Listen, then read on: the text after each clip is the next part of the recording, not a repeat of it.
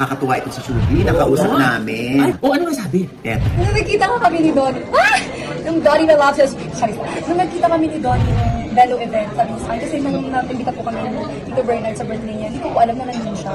Kaya ganun na lang po yung reaction ko. Actually, hindi ko napanood yung video. Ang napanood, nagsabi sa akin si Donnie, uy, viral na naman tayo. Sabi ko, ano nangyari? May kasalanan din naman ba akong ginawa? Parang pag ganun, pag viral, naaaning na ako. Ano nang ginawa ko? Nagaganon ako. Pero, ayun, kinikilig ako kung may plans man, you know, parang sobrang, parang May open pa na tambalan siya dito. baka patayin na talaga ako ng Don Del fans mo. Kasi ito nga kay Bernard, kaya nga binash ka naman. Ng fans nila. So, I'm also a Don Bell fan ko. So, probably po sana akong i-crucify. Crush lang po talaga. Sabi ko nga, hindi ko alam kung bakit ako kinikilig. Ang tagal-tagal naman na. Naiinis na rin ako sa sarili ko. Hindi na dapat ako gano'n. Artista na din ako, di ba? Pero ano ba? Pero feeling ko, Mama Ogs, yung nakikita kasi ni Donnie, or pag nakikita ko si Donnie, bumabalik yung batang ako. Yung parang, gumagano'n. Kasi parang hindi na, okay na siya. Hindi mo mapigilan yung totoong nararamdaman for Donnie. Tsaka hindi ko kasi alam na marami dito. Pero nakakalimutan ko yung si Anthony. Pinag-uusapan namin palagi. Hindi, nakakalimutan ko nakikita mo si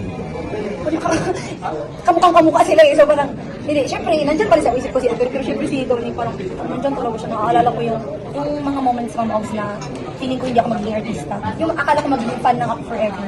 Nandun yung ano na yun, yung little Shubi na yun. Sinabihan ka ba ni Anthony na huwag kang titingin? Sa iba?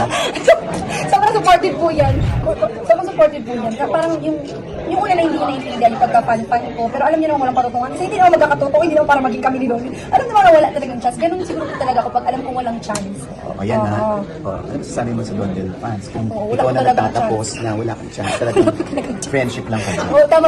Wala po talagang chance. Una po sa lahat, si Donnie po ay ito, ako po ito. Parang ang layo pa po ng tatahakin ko para maka-level man lang po si Donnie Pangilinan. So, malayo po siya. So, hindi po magiging, mangyayari na magiging ka-level po kami. Buti hindi nga nagsiselo si Anthony.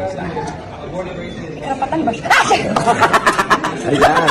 Joke lang. Hindi, supportive yan tayo. Kasi alam niyo naman si Donnie talaga ang aking, parang kaba-kaba. Pero happy crush lang. Hindi naman yung totoo. Kasi parang nakita ko na siya ngayon. Wala naman na. Wala naman na. Yung Bello sabi ko, wala naman na. Pero meron man talaga tayo. Hindi kilig talaga ako. Hindi ko alam na. Sana ma-practice ko siya. Sana ma-practice ko siya kasi di ba pangit nga. Pangit din yung ganun. Ayan. Ay, ang taray ng